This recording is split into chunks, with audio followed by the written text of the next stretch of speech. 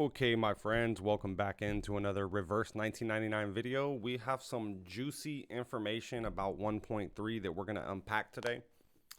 We're going to go through everything that has been released. This is basically an entire content overview over 1.3 of all of the events that we're going to be getting, the dates that the characters are going to be coming out, which is pretty spicy because they freaking swapped the way that Shamane and Black Dwarf were supposed to be released. But I think it puts a little bit into the game that we kind of needed because we already have such a beastly Melania DPS as a beast unit, a beastly beast. Anyways, they swapped the way that they're coming out. The only thing that I'm curious about that isn't in all of this information is usually when we get a new event, we get all of the materials in that event to I3, the character that comes out first. Now, I guarantee a lot of people were farming the opposite way, thinking that Shamane was going to come out, so they were farming materials for Black Dwarf, myself included. Farming materials for Black Dwarf with Shamane coming out, and we were supposed to get his materials, but it's the other way around. So we're going to get all the Black Dwarf materials. You need to start farming for Shamane materials right now if you plan on pulling for him. Let's go ahead and dive right in. I am going to leave my face out of this and just talk to you guys from here so that way we can see the entire thing. Y'all can read along with me. I'm not going to read everything. I'm kind of just going to go over like a synopsis of what I think and what I'm excited for and a breakdown of this. So there's 8 pages to this. Skip around if you want. Some of the information is just the version updates and stuff like that for the items in the shop and different stuff. So we get the event is dropping on January 18th at 4:59 UTC5. This is going to bring out the new story mode, Journey to the More Punk, or however you pronounce that. I hope I pronounced it right. This will be bringing the Black Dwarf and Shamane as well. The first banner that we're going to be getting on that day will, of course, be Black Dwarf. This event is the challenges. So this will be the story mode event that we get on that first day. Within the shop of this as well, obviously, is going to be all her material. Unless they change it and they give Shamane's or something crazy. I doubt they will. In regards to this, like I said, we're getting the growth materials and stuff for the wilderness building as well. And the event intro, which is going to change the position on the astroglobe and complete astrology to get rewards. So pretty cool. It's all going to be based on astrology, the stars, and kind of mysticism and stuff like that. We've gone through 2 events now that were kind of based on more true events and everything, where this is definitely probably based in a true event timeline. We're getting more of a mysticism when it comes to this. So like I said, the character story is going to be released along with her banner. Her name is Kaala Ba'ana, which means Black Dwarf and I believe Hindu, if I'm not mistaken. Along with her on the banner, we are going to get Kanjira. So we're getting both of these new units into the game at that time, along with Tenet on the banner as well. And as we'll see later on, Tenet is going to be a character that gets like a new costume, I believe. So that's why they're putting her in there. This one obviously starts on the 18th as well. So we get all of that. And then the main rewards is growth materials and clear drops for her. Part 3 of this overview that they brought out is going to be the bells of echoing in the valley. This is going to be the Shamane story. And it does say main rewards, growth materials for him, and clear drops. But like most of the events, we don't get everything to bring the second character to I3. Like Tooth Fairy and Changeling came out, it was a little bit different. So hopefully they keep up with that. On this one, we are getting his banner starts on February 8th. And this one will go all the way through the 29th. He is going to be the exclusive or the new unit that comes out in his banner. And then we're going to be getting a balloon party and a Satsuki. Both really great characters for their own regards. But if we already have the characters that have come out and you pulled for like Tooth Fairy and Pickles and all these other characters and stuff like that, then those characters are not really a necessity to pick up.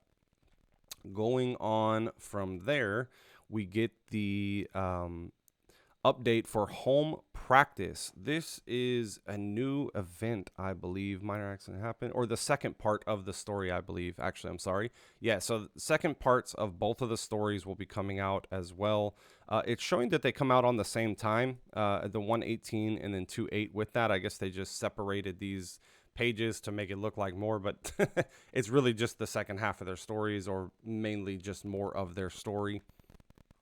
Part 5 of this is going to be when we get the UTTU, which will be coming out on the second half per usual. This is going to be the challenge mode that we get for every season up until 0.4 when we get the raid, or 1.4 when we get the raid. And along with the UTTU on February 8th, we are getting a new costume for Leilani, a free one that you can get within the challenge, like we've been able to get costumes in the challenges before in the past. So great. I love that they keep putting out these free costumes. It's a big bonus. I mean, like getting, even if it's like a lower tier costume, like I was talking about in the last video, it's still, they're giving us stuff for free that they don't have to.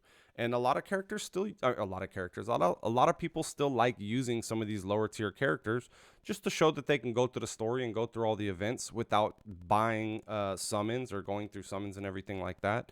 So it's pretty cool. I like that they're doing this, and it creates flair for some of the characters as well. We get to see them in a different aesthetic. Along with that, we are getting the Mysterious Waves. This is going to be from the February 22nd to the 29th. So this one will be Picrasma Candy and Growth Materials. So we're getting more materials as well from this. This is like a third part of that, where we get like the... currently we have like the Jessica's like insane asylum or whatever she's going through on that. And then we have the Tooth Collector as well. So this is just like another one of those small little side events that we'll get that just give you bonus materials to give you bonus materials, because Reverse 1999 is like that. They give us so much stuff. Along with these updates, starting on the 18th, we're going to be getting the new Battle Pass. The Battle Pass is going to have a Matilda costume. Along with the Battle Pass, we are going to get 2 more garments that you can buy in the shop, which is going to be like a Beach Pickles and a Cowboy Tenet. So both of these look pretty cool, little goofy ones and stuff like that if you like those.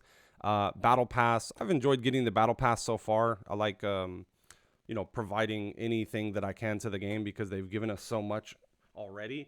So definitely something I'm looking forward to is this next Battle Pass. And I'm a collector of like the costumes and everything. The second to last part of this is going to be kind of like the rewards for like the sign-in. So in the sign-in, like I said before, we are going to be getting those 14 free summons. Along with that, we're going to be getting more materials and stuff for our little village that we can build. The wilderness. I forgot the freaking name right now. The village. The wilderness that we can build. And just more sign-in rewards and everything. You can see those here. I'm not going to waste your time talking about that. Pause it and take a look at these if you're interested. And the last part is just the update on the shop. So this is going to be all the price updates for all the new bundles and everything like that. Nothing really interesting. But before we finish this video, I wanted to go ahead and talk about something that I felt I may have missed in the last video when it comes to Black Dwarf and Shamane. Like, who should you summon for? This is going to be for both free-to-play and pay-to-win people. If you are not aware of how their portrays work, they are... a couple of the characters that we're going to be getting to where there is benefits, like actual real benefits to possibly getting more than one copy if you are trying to provide the best resource for your team with that character.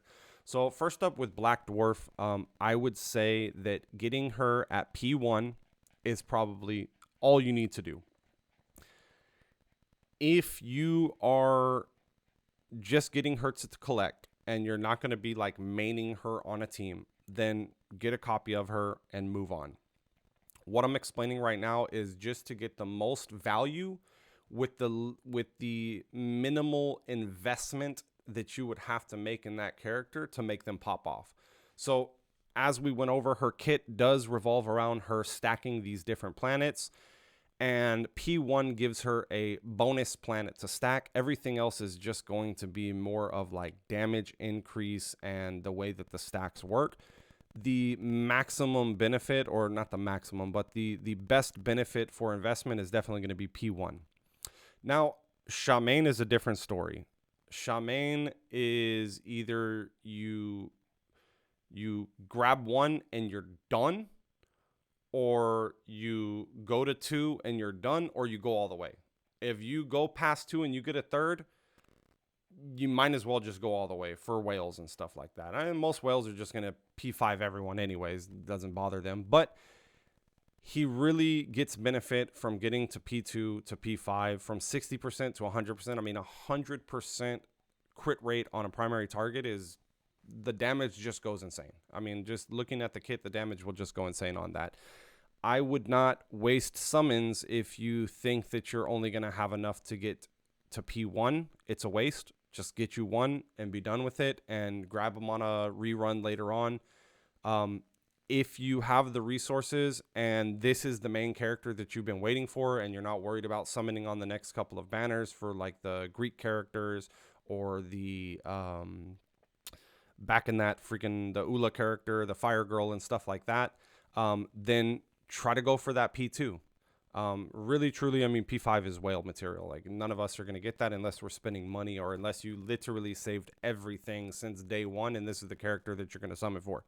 But that being said, make your decisions based on that. I'm not telling you to summon for him at all. I am saying this is the best way to summon for this character in regards to his inherent value going up over his portray. So that being said, I hope I brought you guys some great insight on this video. Thank y'all so much. You know what? We hit a 400 and something followers. I just wanted to say thank you so much. I appreciated it so much. I saw it this morning or last night. I don't remember. And I was just very excited to get home and talk about this. I've been at work all day. So definitely, if you haven't subscribed already, hit that subscribe button. It means the world to me. And I hope to see you guys in the next video.